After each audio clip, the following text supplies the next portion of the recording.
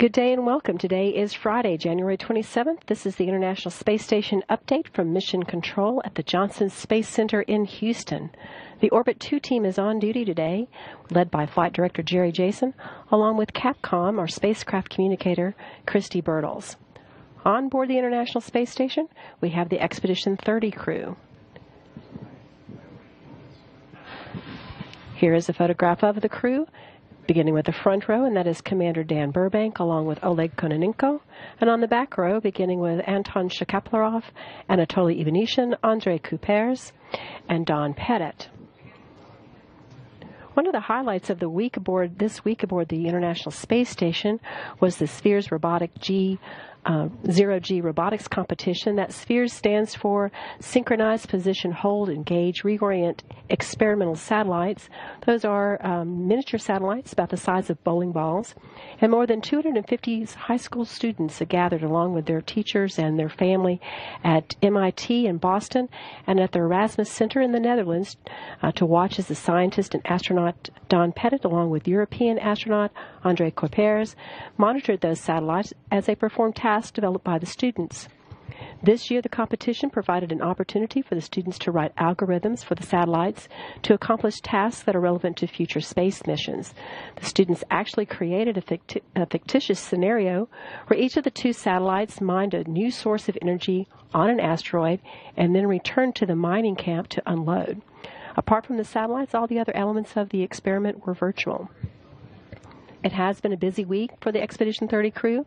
They saw the departure of the Progress 45 and have made ready for the arrival of that Progress 46 vehicle tonight at 6:08 p.m. Central Time. Docking coverage begins here on NASA television at 5:30 p.m. The unmanned cargo ship will be carrying about 3 tons of food, air, and fuel, and it will continue to fine-tune its path on its trip today to the station with a series of mid-course correction burns of its thrusters, beginning with the final phase of its rendezvous and docking to the Piers docking compartment. Also here on board the International Space Station, here in Mission Control, flight controllers are continuing to monitor that piece of Chinese Fengyun satellite debris. That satellite debris poses a minimum concern for probability of conjunction with the station over the weekend. It remains a minimum concern due to the oddity of the debris' orbit, the recent solar activity, and also the potential for any slight fluctuation in the station's orbit following the docking with the Progress vehicle. Last night, ballistics officers here in Mission Control began calculations for a possible debris avoidance maneuver on Saturday night. That maneuver would steer the station clear of the debris and also have the net effect of replacing a station reboost maneuver that was already planned for next Wednesday. A final decision on that maneuver is expected later today. If it is carried out, the VESDA service module thrusters will be fired at about 5:50 p.m. Central Time on Saturday, and that will be about 55 minutes before the first of 7 different opportunities for the debris to make a close approach to the station, both on Saturday night and Sunday morning. Those opportunities violate what we call the green threshold, the green threshold of safety here at NASA, and this is just to assure that the station is well away from any space station debris, or any debris that would hit the space station. So again, if it's conducted, the Saturday night debris avoidance maneuver will replace a reboost of the station that's planned for next Wednesday. During the week on board the space station this past Tuesday and Wednesday, Commander Burbank took fluid samples from the internal thermal control system in the Columbus module. The reports have already been received by flight controllers, and there has been no microorganisms detected. Burbank took samples in 2 of the station's connecting nodes. That's the Harmony and Tranquility, and also in the Japanese Kobo. This week he also did a Q&A session, a question and answer session with the U.S. Coast Guard Academy, and talked with students in Wise County, Virginia. He was joined by astronaut Don Pettit for that student activity. Pettit did a safety tour video for the space station ground controllers, giving them a close-up view of what goes on inside the station. He did that on Tuesday, and then on Wednesday, he did a Legos brick educational activity, building a model of the Solar Dynamics Observatory and a radar satellite. He did all this from a guidebook. And then on Thursday, he cleaned the filter on the International Space Station agricultural camera. That camera captures photos of vegetation in the Great Plains, and that's a study that's run by students at the University of North Dakota. European astronaut Andrei Kuipers swapped out telemetry cables on the station's Ku-band antenna. He also tested that equipment, and this helps maintain a high rate of communication between the International Space Station and ground controllers. That's important not only for good TV coverage, but it also is important for the downlink of information from the space station. Kuipers also, along with Dan Burbank, worked in the Cabot's clean bench facility. They made sure that the facility is in working order and also activated a microscope there. And Kuipers spent some time on Thursday working that viable payload with that payload studies microbial development on materials that are used in space. And the three astronauts, Kuipers, Burbank, and Pettit, did some on-orbit training with the space station's robotic arm. If you'll notice that the crew is having a strange sleep shift today. You'll see that they were awakened at midnight, and then they've had a midday meal today, and they've also are beginning to take a siesta. So they are sleeping right now, and they'll be asleep until about 1 Central Time. This is to accommodate the work that they'll do on the Progress docking later today. So they will not go to sleep again until midnight tonight, or midnight on Saturday. Before that, Burbank will also conduct some inner capture volume exercise echo scans and do a lamp exchange in that fluid physics experiment facility that's in the Cabot. And Kuipers will change out a filter on the portable water dispenser, and he'll also do some work with the pistol grip tool, the torque analyzer kit. That tool will be used on the February spacewalk. Pettit will continue with his nutrition activities, and he will install a new port for the Spheres experiment Cabot. This is your update for the week of January 23rd from Mission Control Houston.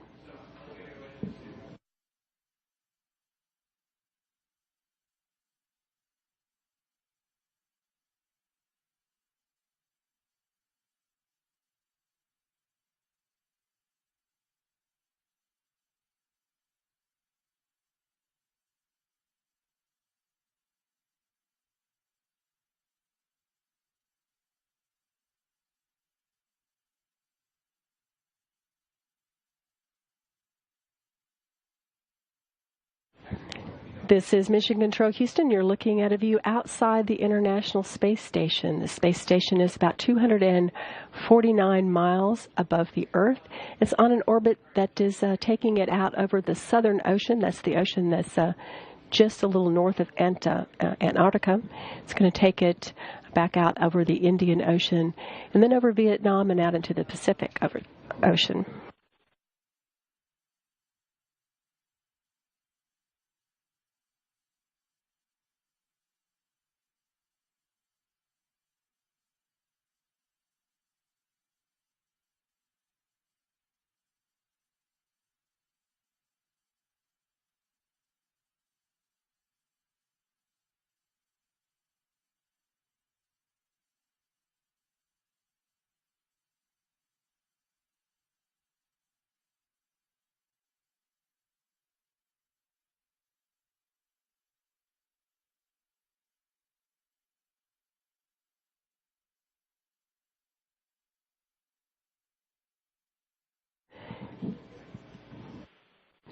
This is Mission Control Houston. Later in the hour, we're going to have astronaut Mike Massimino with us. He'll be talking about what it's like to be an astronaut, why he applied to be an astronaut, and probably a number of other things. Again, that's Mike Massimino. Will be joining us here in Mission Control later this morning.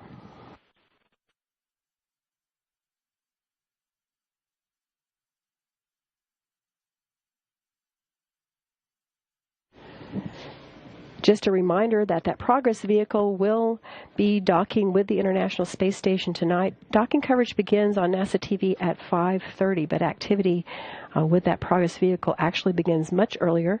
The automated sequence begins at 3:48 p.m. The Kerr's rendezvous system is enacted at 4:37 p.m. and the fly around for the Progress vehicle flying around the International Space Station begins at 5:46 p.m. with an alignment at 5:52 p.m. Final approach to the International Space Station is at 5:58 p.m. All of these times are Central Times. Again, docking coverage begins on NASA TV at 5:30 p.m. Central Time. Once that Progress vehicle is docked with its nearly 3 tons of food, fuel, and air, the astronauts will begin leak checks, and then, of course, they'll begin processing the opening of the Progress vehicle and the unpacking of that vehicle.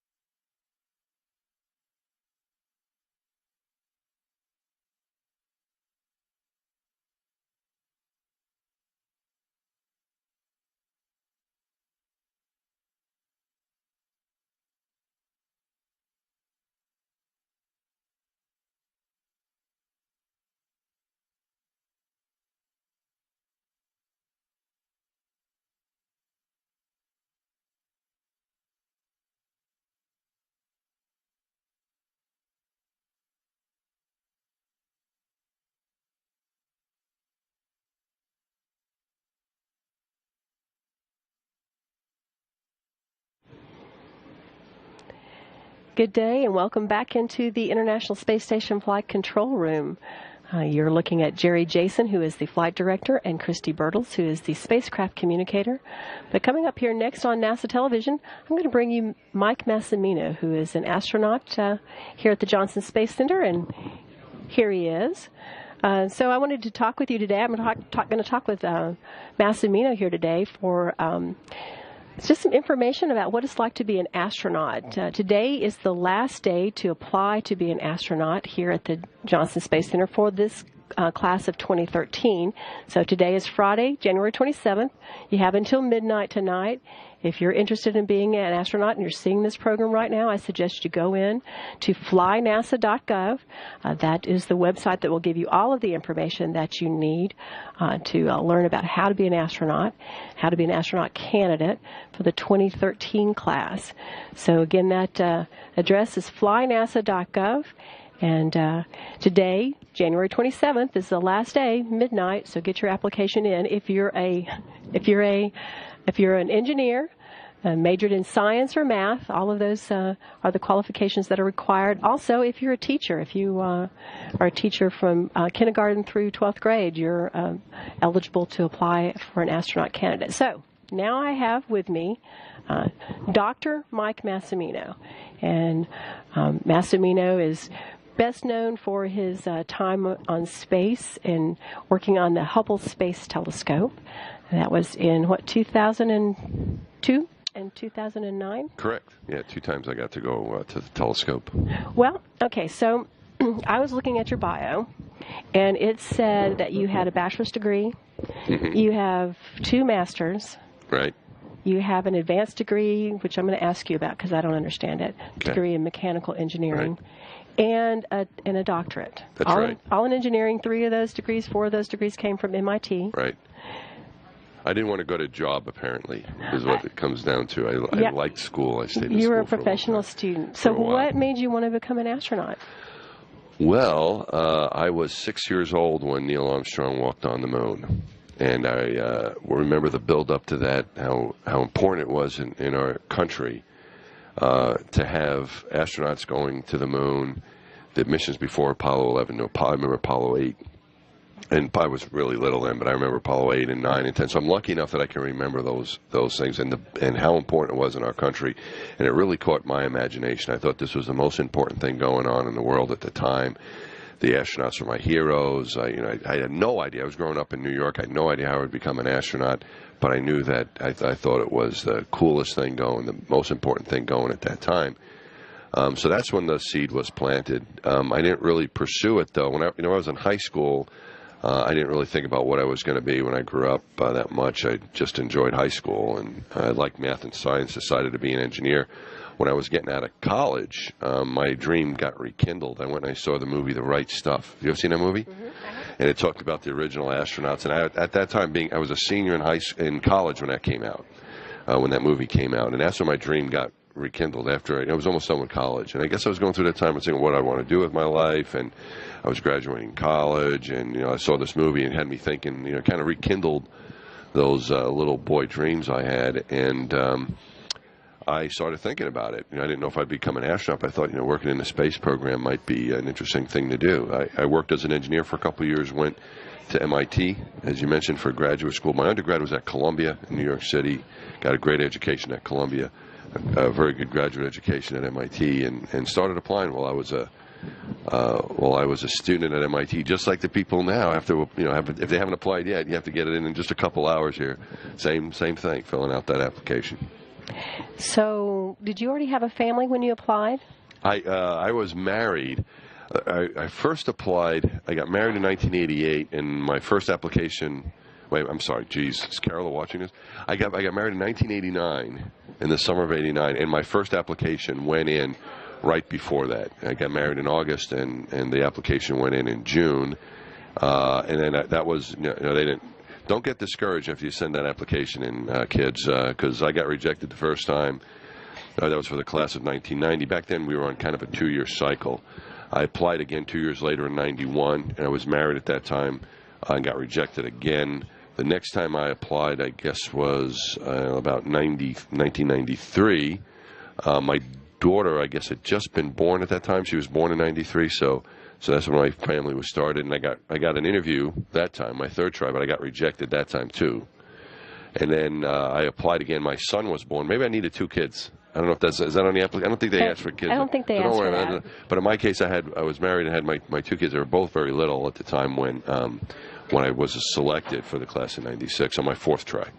So 4 tries. 4 tries, and that's pretty good. A lot of Don Pett, who's up in space right now, tried 5 times, and it was over a series of years. He interviewed 5 times.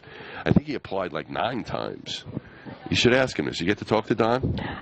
We might get to talk to him and ask him that. Ask him because he applied a lot. I know he interviewed. I think he interviewed 5 times. I'm not sure if we probably need to check that, but it was something like that, an extraordinary number of times that he interviewed, and he applied many more times. And sometimes, I think from what he had told me, he applied and got an interview and then applied again the next time and didn't get an interview, but he kept trying. He didn't give up. And now he's up in space right now as we talk. So it took 4 tries for me. So persistence and patience? And just about everything you do, persistence is important, and it's not like they're playing games to see, change. It's just the way it is, it's something you have to stick with it. And I think that's a big part of our job, is that things don't always work out. Even when you're in space or you're training for a mission, the first time you try to do something doesn't always work, and you've got to have the desire to keep going. And I think that's true in a lot of occupations.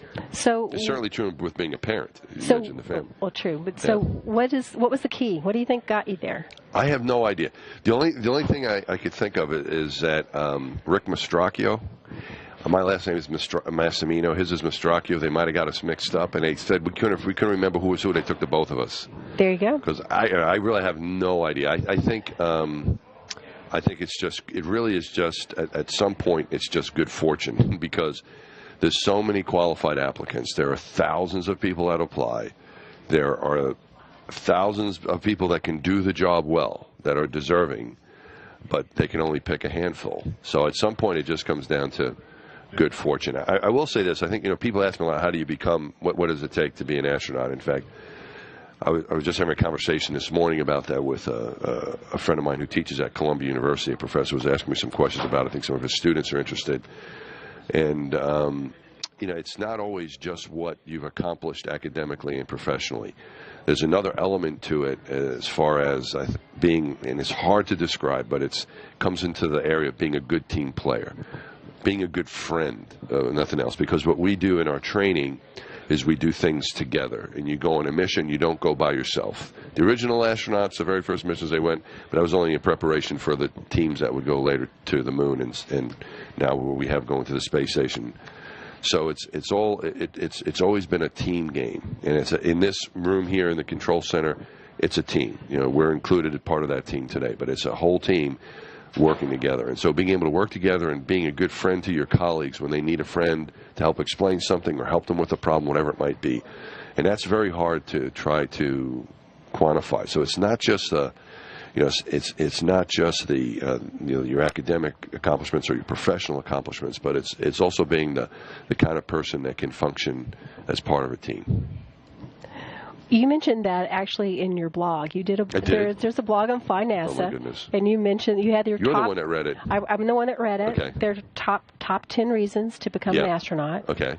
And I don't even remember what I wrote. This is terrible. Uh-oh. No, I do remember a couple. I remember I read. I do remember writing it, of course. But yeah. But my favorite. Which is the one that you like? Or you're going to mention? Well, I actually like the team. You were just talking about the team because it really is a family here. We all feel like a family. It is. So I think that's really important. It is. It is. It's just like a family. It's not just your crewmates.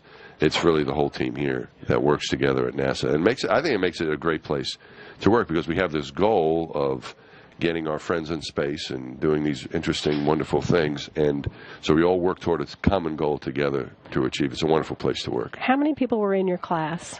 And you were in what class? We had a big class. We had 35 Americans. We were the largest class. This was back in '96. Plus, we had 9 international astronauts. So we had a total of 44. That was the largest class NASA ever had. Now our classes are smaller. I think we're last time we had, how many do you, we had like a dozen or so. About a dozen. Yeah, so they're smaller classes, but nonetheless, there's still that opportunity. But we had a very large class. So if you had to tell somebody out there who was thinking about applying and they knew they only had to do it, they have to get it in at midnight tonight, Friday, January 27th. Right. What would you tell them? What would you tell them? What would your advice be? What would you say? Should you do this? Should you not do this? Where's NASA headed? If you have any inkling at all of interest in being an astronaut, you should send the application in, because there's no penalty for sending it in at all. And just going through that experience of going through that application and pursuing your dream is really the only thing you can control sometimes. You can't control what the selection board is going to say. You can try to influence them by doing your best you can on your application, but absolutely send it in. There's absolutely no reason not to try, and you got to try before you can get picked. So definitely send it in. Don't worry about it. It's going to come in at the last minute. It doesn't make a difference, but get it in on time, because I don't think there's anything we can do for you after the time limit, right? So get it in. And what was the second part of your question? Does it pay? Is it good to be an astronaut or something? Is it good to be an astronaut? It's the greatest job in the world. And just going through the application process, I found interesting. Coming down for the interview, which it's tough to get an interview. There's not very many people that get an interview. That was, at that point, up to that point in my life, that was the most interesting thing I'd ever done, was come in for my interview and getting to meet the astronauts and going through some of the events that you go through as part of the interview time that you have. So it's just a great experience all around. So it could have you could learn a lot from it. Without even being selected, and if you're lucky enough to get selected, then you've won the lottery, and that's a terrific thing to have happened to you. But so what about I would say try anyway. What about the training? Tell me about the training. Is it tough? Once you get in, it is really interesting. It can be tough. For me, the toughest thing was getting by the swim test. I grew up in New York, and in New York, it was cold up there, and I was a skinny kid, so I didn't swim very much. And if you notice, Lynette, if you look along the East River and so on, what do you see when you look up the East River, up the Hudson? What do you see? You see bridges. You don't see people swimming for it. So I grew up. I never really swam very much. There's very good swimmers in New York, but I didn't swim very much as a kid. And in order to learn the spacewalk, we have to train underwater, and I had to get by this pretty. Well, it really wasn't that tough if you're a good swimmer, but not knowing how to swim very well, I had to work hard at it. But for me, that was the toughest thing. But for everyone else, it's something else. But in general, the training is a lot of fun. You learn how to fly in a high-performance jet trainer, and the T-38 jet aircraft is a big part of your training, and that starts almost right away. In order to do that, we went to land survival school and water survival school, and I was a civilian. I'm a PhD civilian. I had a private pilot license when I came in with a small number of hours, but I actually did have a diving certificate as well. I was a diver, but I wasn't a very strong swimmer. I was good with the equipment, but not necessarily swimming on my own.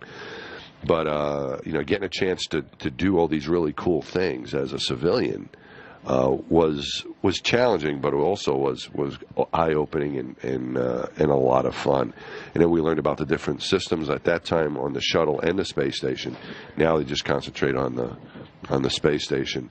But it's you learn about so many different subjects. You get to hear experts come in from different areas of science. You have astronauts come and speak to your group. Neil Armstrong came and spoke to us. I don't know if he does that for every astronaut group, but we got to meet Neil Armstrong and Alan Bean and John Young, and a lot of shuttle astronauts came in. A lot of these legends. Gene Kranz came and spoke to us. Chris Kraft, who the building is named after that we're in, he came in and spoke to us. And so we had some of these enrichment lectures, but also technical lectures.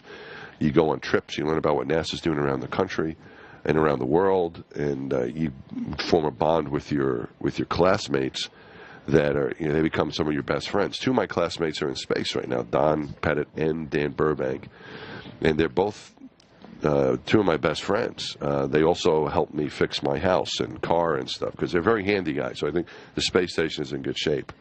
But you form those kind of relationships where you know each other's families and kids, and it's just a wonderful experience. It's when I first arrived, my thoughts were that and this was a long time ago, but I remember when I first arrived, I thought that in 1 week I built up enough memories that I would have in a year of my previous job. And I had a good job. I was a professor at Georgia Tech before I came to NASA, and that was a very good, exciting job.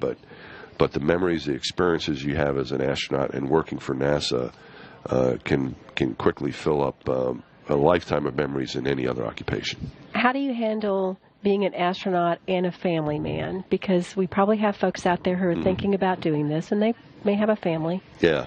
How do you handle that? Well, we're a lot of us have families, so we're a very family-oriented group of people, and I think it's not. I think in some ways having a family makes doing a lot of these things easier. You know, having good support at home. Going away. I remember speaking to Don Pettit about this before either of us flew. We shared the same office, and Don's up there now, and his theory was, because now especially Don's away now for 6 months, and he's got a family here, for example, and he felt it's easier to do these things if you have a family at home, because you have that basis, a good strong family. If it's a spouse and kids or whatever it might be, if you're not married, you have parents or someone hopefully on this earth that cares about you, that it allows you to go and do these things with a clear head. If you don't have a good situation at home, I think it's just a distraction and makes everything kind of crummy.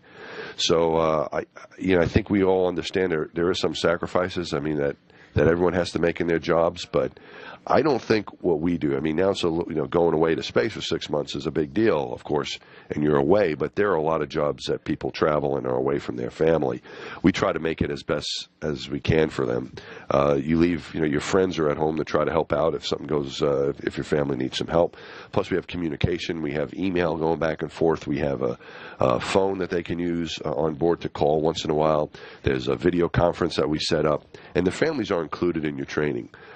We live here, so before my flights, for example, my kids would come to some of my events. They would come see me go into the pool to do my underwater training. They would come into the simulator and see what I was doing there, and it's a pretty good experience for kids growing up to see this sort of stuff and to be exposed to a lot of these things, I think. So if you're a family-minded person, I think this is actually a very good job to have, because you're going to be around a lot of family-minded people. So now tell me, where is NASA headed? What's next for NASA? Well, the shuttle program is done, and that was a big part of our effort for the past 30 years. But for the time being, we're going to continue to support the International Space Station with American astronauts. We're always going to have U.S. astronauts in space permanently, and we've had a permanent presence in space. Permanent meaning over the past, was it going to be 12 years now that we've had people in space on the space station, coming up on 12 years. And we're going to continue to do that for the foreseeable future. The question is, how do you get there? And for now, we're going to be going with the Russians on the Soyuz, and we're going to be continuing to do that for a while.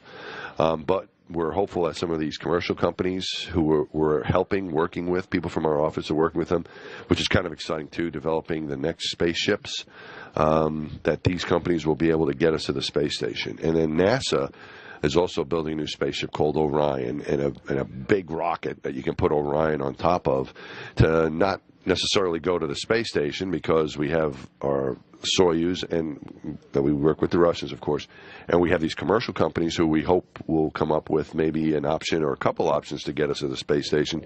But to go beyond that, to go beyond low Earth orbit, there's different opinions of where that might be. It might be to an asteroid. It might be to go all the way to Mars. Hit the big spot right away. Or there's some talk about maybe going to the moon. But wherever that goes is going to be beyond all those destinations, are beyond low Earth orbit. So we're in the phase. I think what's interesting is that we're in this phase now of planning the future, of developing new spaceships, but at the same time we're still going.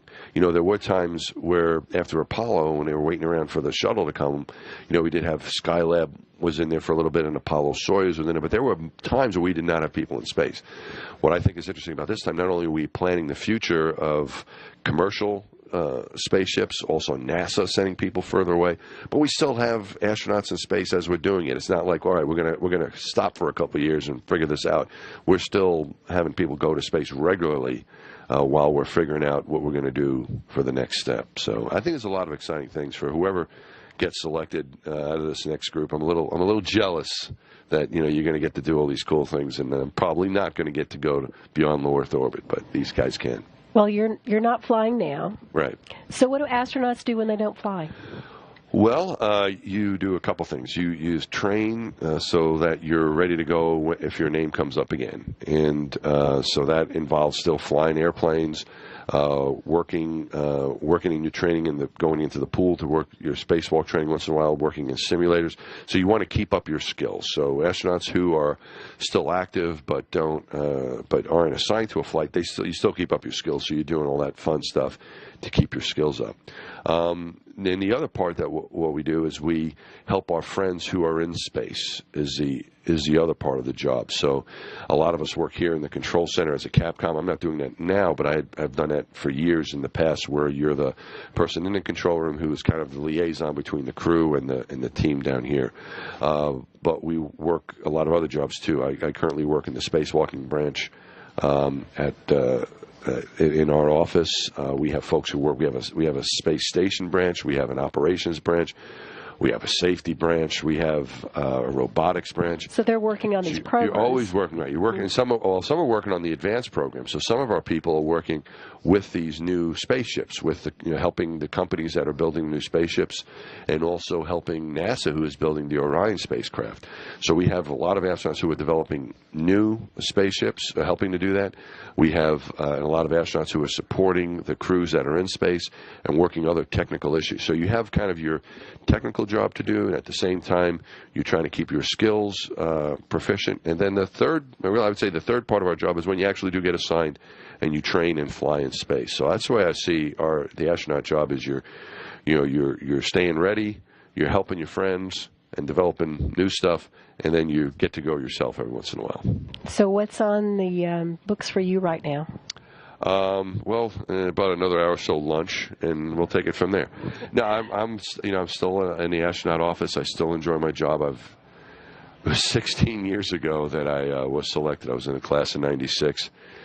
So I still enjoy my job. At this point, I'm not assigned to a flight, so I'm in more of the support role right now. But I still like it, even when you're not flying. It's still the best job in the world when you're on the ground. What we get to do is still more fun than anything else I can imagine. Okay, so we've got people who are out there listening and they're thinking about applying. Right. One good piece of advice.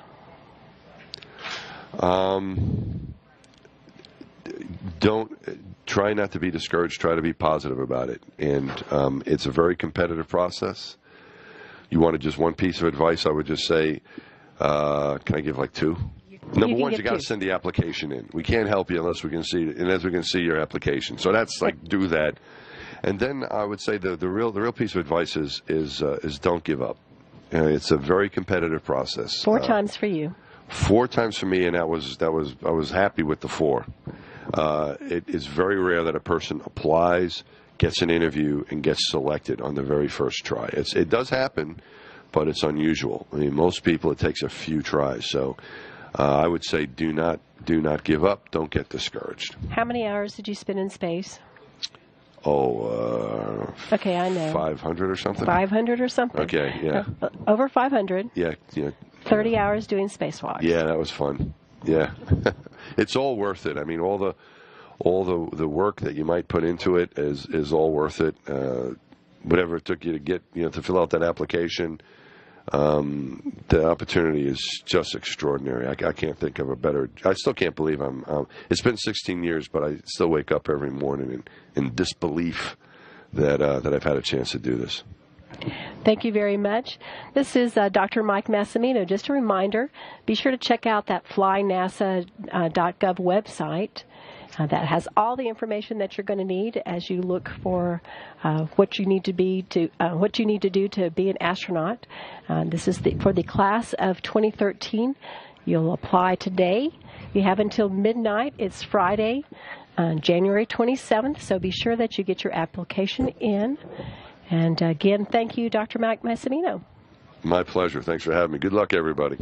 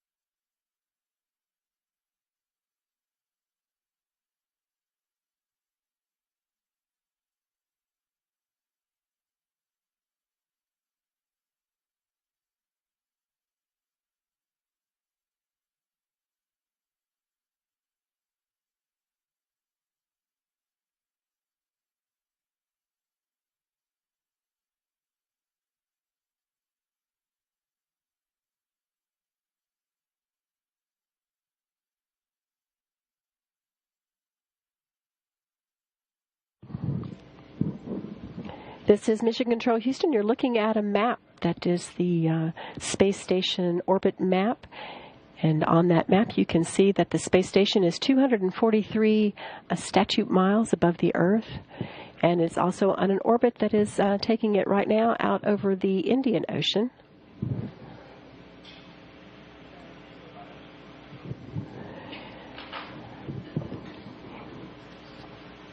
You were just watching as astronaut Mike Massimino, Dr. Mike Massimino. He is best known for his work that he did on the Hubble Space Telescope in 2002 and 2009. And he was talking about what it's like to be an astronaut and why someone should apply to be an astronaut. NASA is looking for astronaut candidates. The applications are open. It's open until tonight at midnight. This is Friday, January 27th. You can go to flynasa.gov, to nasa.gov, fly NASA. You can find blogs, and you can find the link to the application. The application is available on usa.gov. And again, tonight at midnight is the deadline for that application. NASA so far has had about 3,000 applicants, and it will take about a year before they will be able to determine who will be the astronaut candidates. It's a very lengthy process of reviewing all those applications and setting up interviews, and then, of course, naming the candidates. The astronauts on board the International Space Station, the Expedition 30 crew, is asleep right now. They're having a very strange day today. They woke up at midnight, they had their midday meal, and now they're taking a siesta. You can see here the astronauts with Dan Burbank on the front row, along with Oleg Kononenko, and on the back row, Anton Shkaplerov, Anatoly Ivanishin, Andrei Kuipers, and Don Pettit. Anyway, they are asleep right now, taking a siesta. They're not planned to be awakened until 1 p.m. Central Time today, and then they'll begin some of their afternoon activities. That includes doing some maintenance work on board the International Space Station, doing an echo scan. That's for one of the experiments on board the space station. And the Commander Burbank will also be checking out some of the ultrasound equipment.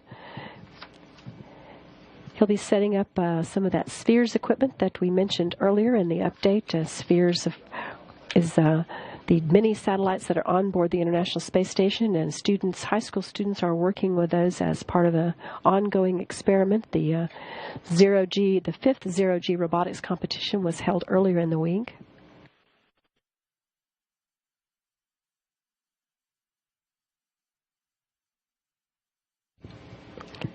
Co-pairs will also be answering some questions for flight controllers here for the medical officers. He'll be looking at answering some questions about space headaches. He'll also be doing some collections of samples, and of course, I think I mentioned that Burbank would be doing some of the nutrition experiment today, along with Don Pettit, who will also be doing that experiment.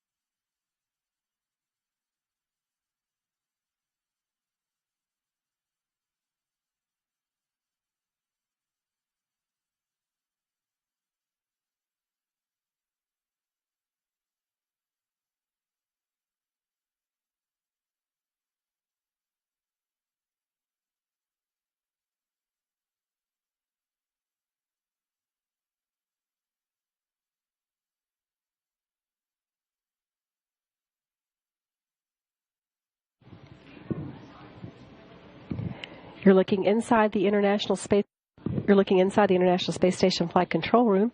The Orbit 2 team is on a console with Jerry Jason, who is the flight director, and Christy Bertels, who is the spacecraft communicator.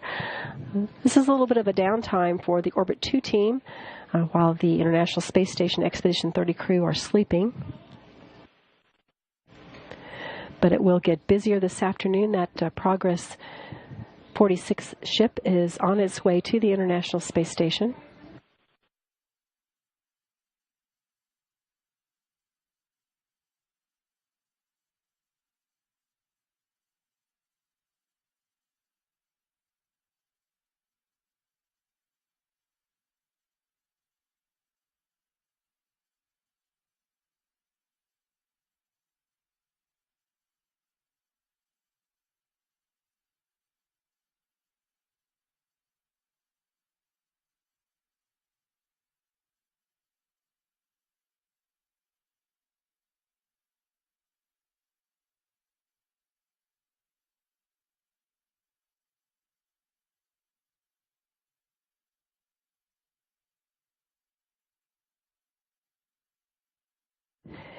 This is Mission Control Houston. We're going to review the launch of that Progress 46 vehicle. That launch took place at the Baikonur Cosmodrome in Kazakhstan. It took place on Wednesday at 5:06 Central Time. And here is the video of the Progress 46 launch. Progress 46 will dock to the International Space Station today, and Friday, January 27th, at 6:06 p.m. Central Time. The 46th resupply ship to the International Space Station.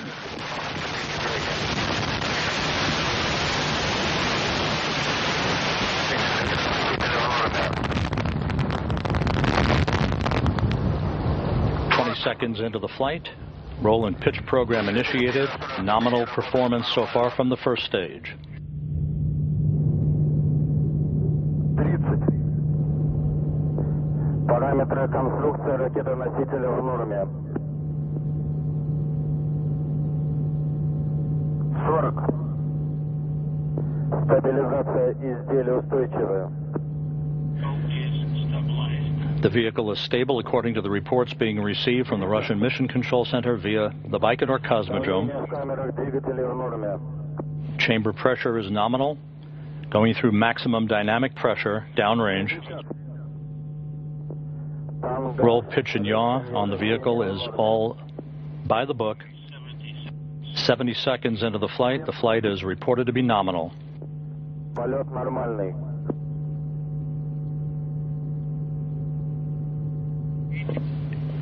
Coming up on the 1 minute 30-second mark into the flight.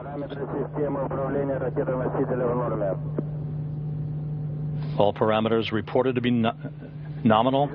The vehicle traveling almost 1,400 miles an hour.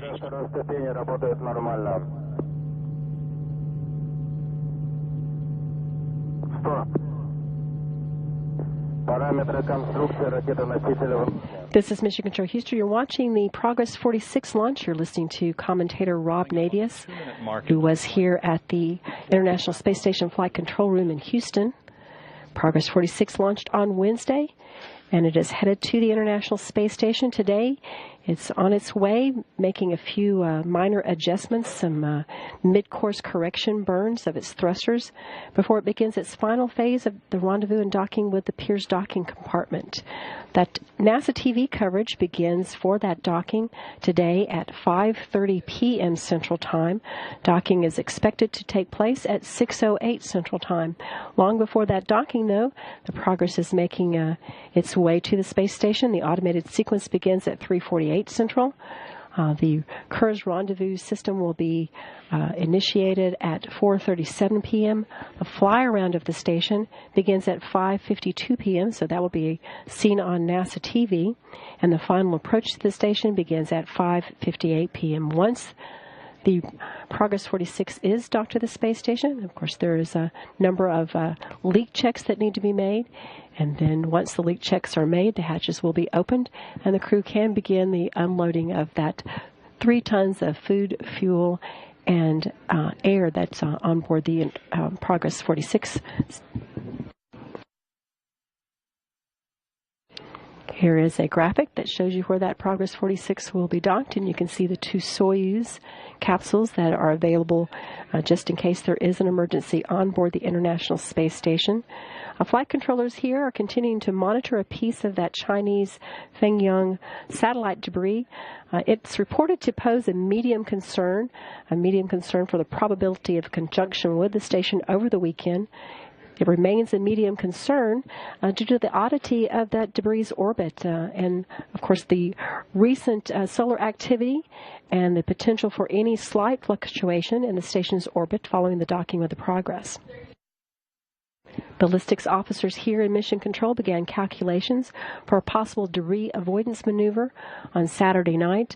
They began looking at that last night. That debris avoidance maneuver would also have a net effect of replacing the station's reboost maneuver, and that was a reboost maneuver that was planned for next Wednesday. A final decision on that maneuver is expected later today. If it's carried out, it will be the VESDA service module will use its thrusters to fire, and that will take place at about 5:50 p.m. Central Time on Saturday night. This is about 55 minutes before the first of 7 opportunities for that debris to make a close approach to the station, both Saturday night and early Sunday morning in the very wee hours Sunday morning. So again, if the ballistics officers and the flight controllers here in Mission Control Houston decide to do a debris avoidance maneuver, that will take place Saturday night, and it will replace a reboost of the station that was planned for next Wednesday.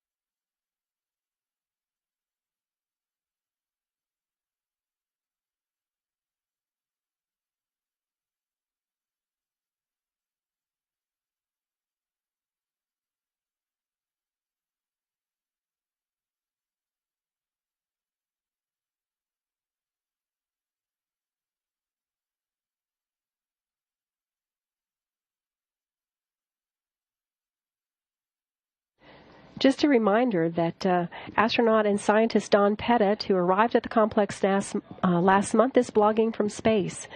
His letters to Earth are part of the nasa.gov, and you can see the address for that.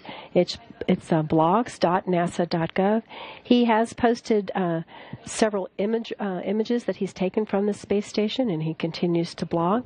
So be sure to check out that Letters from Earth from astronaut Don Pettit. And you can also check out his Facebook page and the International Space Station Facebook page.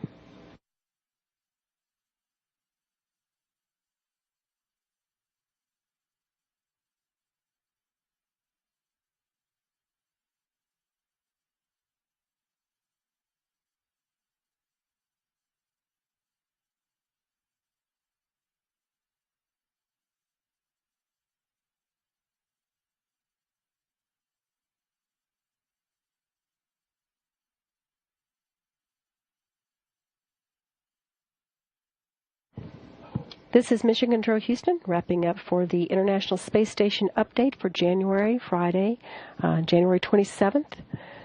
Reminder that today is the last day to get in your application if you would like to be a U.S. astronaut. That application deadline expires at midnight tonight.